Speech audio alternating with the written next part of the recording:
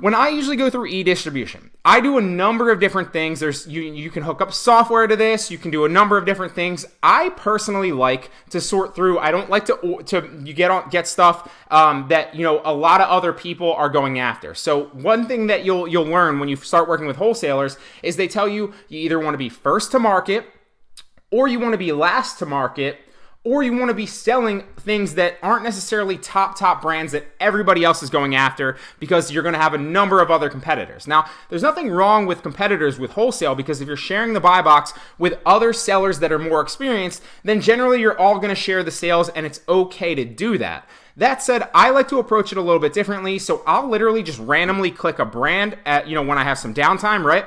And I'll sort through that brand to see, and we're talking like obviously like Star Wars, right? Or like top name brands like Hasbro or Mattel or anything like that. So EEDistribution mainly focuses on toys, but there are a number of other wholesale arbitrage, wholesalers online that you can sort through. Just Google some, or reverse engineer it, search a brand on Amazon and figure out in Google who sells that brand and how to find wholesalers for that brand, okay? But I like to randomly do it because I think that that's one of the best ways to find other products that people aren't basically doing that. Everybody has their own system, but I like to just sort through randomly. So what I'll do is I'll either come over to like one of the companies like Bandai or like Hasbro or like Funko Pop, right? And I stay away from Funko Pop because that's like a major trend right now that it seems like Amazon is literally on every listing and everybody's going out and buying that because they seem to be profitable. But obviously, just like any pendulum, I expect it to swing back in the other direction, and I don't want to get caught with a lot of inventory when that happens. Just my opinion. It could be right, it could be wrong, but that's just how I like to approach it. So like I said, I'll either click a random company or I'll literally come up and they tell you that one of the ways that EEDistribution is set up is that there's literally an A in every single listing. So if you search A initially, this is like the first thing they tell you in orientation, then you're going to find literally a list of their entire website's stock and inventory, right? So literally all their listings have an A in it somewhere on purpose. So what I'll do instead is I'll type a random letter in there, or maybe two random letters. So let's say like a P, right? And that's going to search through all the listings on their site that have a P in them, which obviously isn't the entirety of all of their listings, okay? And like I said, I like to keep it random, so that's what I like to do from time to time if I'm not literally going down and searching for like a theme or a specific company and then sorting through, right?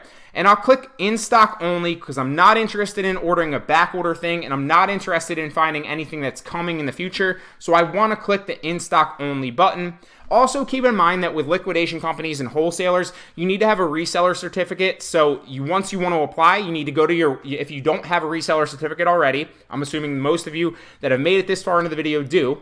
If you don't, you need to go to irs.gov and get an EIN number, and then you need to file that EIN number with your state website to get a reseller certificate. And that reseller certificate is what you're going to use to get accepted to wholesale websites like EEDistribution, okay? The reason is for taxes, so that you're getting products ahead of time that haven't been taxed initially, that are wholesale prices, so that you can make the money, and obviously it's your duty to then pay taxes on them later and collect sales tax when you sell it on Amazon, okay? Little bit backstory of that. Obviously, the majority of you guys probably already know that. So, now basically what I do is I sort through and I literally look at the suggested retail price, because that gives me an indication, not always, of what it potentially might sell for on Amazon, right? And I also look at the price per purchase. So if I buy 3 to 12 pieces, right, that's what it's going to be. If I buy 15 plus pieces, that's what it's going to be per unit. So can I make money off this? Well, potentially, because if I do buy more than 15 pieces of this, if it's selling well, right, then I would be getting each unit at $30.60 to my door, and I could potentially sell them all for $45.99, maybe more, maybe less, right? That's just an indication what it might be selling for on Amazon and around that. So I would probably not go with this one because the margin doesn't look too enticing for the risk of $30, right? I might make after fees like $3 or $4 on that after all the fees and shipping into FBA and everything. So I'm going to avoid that, but I'm just trying to explain to you the way that I approach it, okay? Next thing's right here. So that's $14. So make sure that you're checking here in stock too at the top, right? And then this says temporarily out of stock, okay? So this is $14.99 is a suggested retail price. Again, an indicator of what it might be selling for on Amazon, okay? My price would be $9.95 if I buy 48 or more, or $10.71 if I buy 8 to 40 of them. So that's also not a good one. And keep in mind too, that just like I hit on in the beginning, you're not just going to hop on, type a random letter in, or look through random things right here. I do this in my spare time, when I have some downtime and I just want to potentially find a good product to make an extra 100 or a couple $100 on. This is exactly what I do. That's how I scale it, in my spare time, because I don't do online arbitrage full time. I probably do it 10 to 30 hours a week, maybe. I don't really count. But if you did want to scale this up, you could obviously really, really go in full-heartedly and spend, 5 to 10 hours a day sourcing and finding good products, and then you could scale it up like that, okay? So you are going to have to sort through and find sort through a bunch of different products and figure out what's potentially profitable. So you might swing and miss 100 times, right? You could swing and miss twice and then get lucky on your third one. Probably won't happen, but you never know.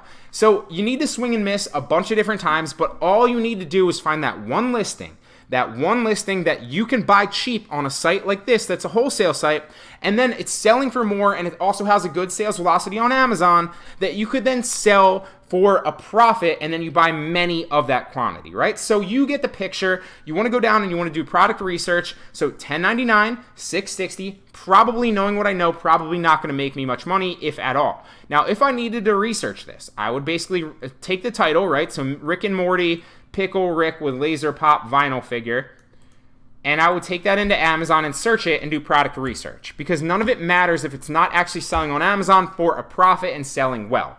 So it looks like this is it right there, and this is temporarily out of stock, but I'm just showing you how to do product research. So we got the Rick and Morty vinyl figure. It looks like this one, because that's with the case, and we don't have the case. So this is selling for $9.83 on Amazon.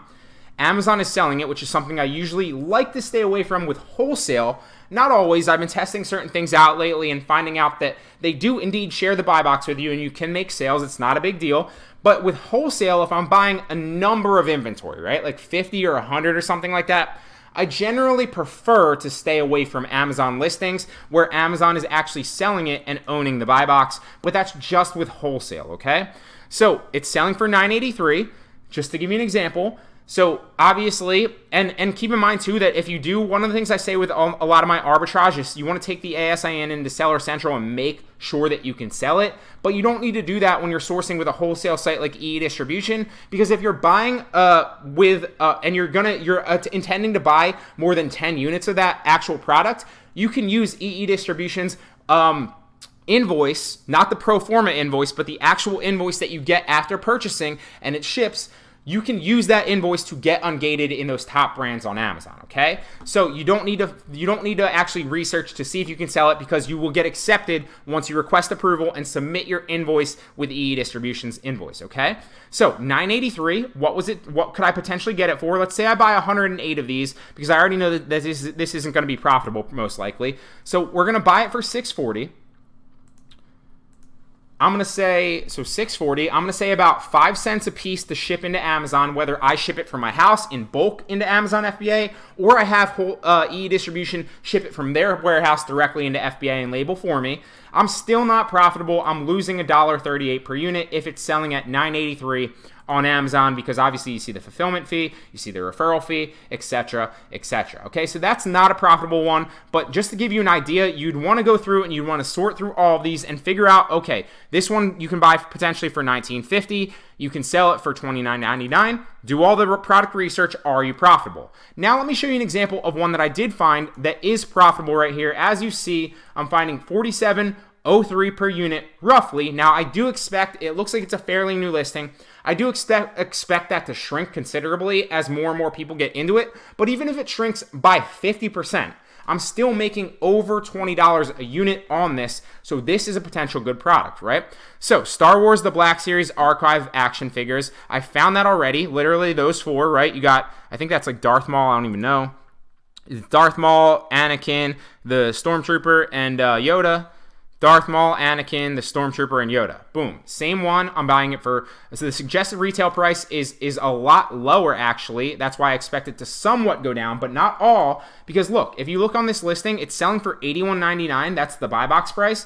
But there's 9 other people on here with all roughly the same price in their listings, right? So everybody's pretty much agreed that this is what we want to set the market at. Now, I do expect it to shrink as more and more people hop on, and then we slowly start to see a race to the bottom. But I don't expect that to happen within the next 2 weeks potentially, where my units get into FBA. Maybe it drops down to 50, maybe it drops down to like 60, I don't know, but there's still a market for it there. And even if it drops down to like 40, right, I can still make money because I'm getting this at $15.56 a unit if I buy 32 or more, which is what I plan on doing, right? So let's do a little bit of the math.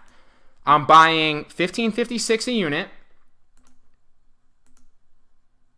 So $15.56 a unit, right? I'm going to say it's going to take me like 5 cents to ship it into FBA because I'm going to actually have EEDistribution do it for me and label all my stuff. And if I'm buying 52 of them, scaled over all that, it's going to be super cheap to get them to send it in for me.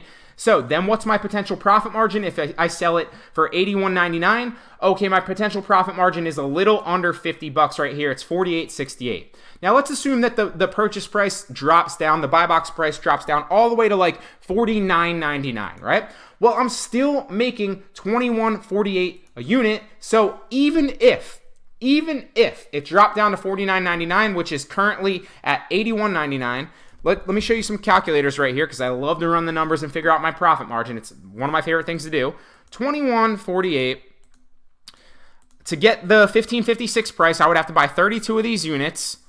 So where's my calculator? So $21.48 times 32 equals $687 just for buying these, having EEDistribution ship them into FBA, and then recouping my profit on Amazon. Okay, so let's assume that it doesn't drop down at all, or let's say it drops down to like $79.99, right?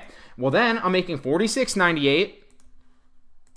$46.98 times 32, and that is a $1,500 profit margin. And maybe that takes a month to sell, maybe it takes 2 months to sell, or maybe the trend starts bucking and it starts to pick up traction since it is a fairly new listing, and maybe it only takes a week to sell. Now keep in mind, I'm not going to have race to the bottom pricing. I'll have my repricing software set this up for all my FBA units in here for my wholesale to literally match the buy box. So if even someone new comes in, it's just going to match them. And it's just going to match them. I'm not into like a penny less because then it's just going to set off a repricing war all the way down to the bottom. I plan to match the buy box here, and then hopefully I can make maybe $500 to $1,500 potentially, depending on the price and the buy box price when my units get into FBA.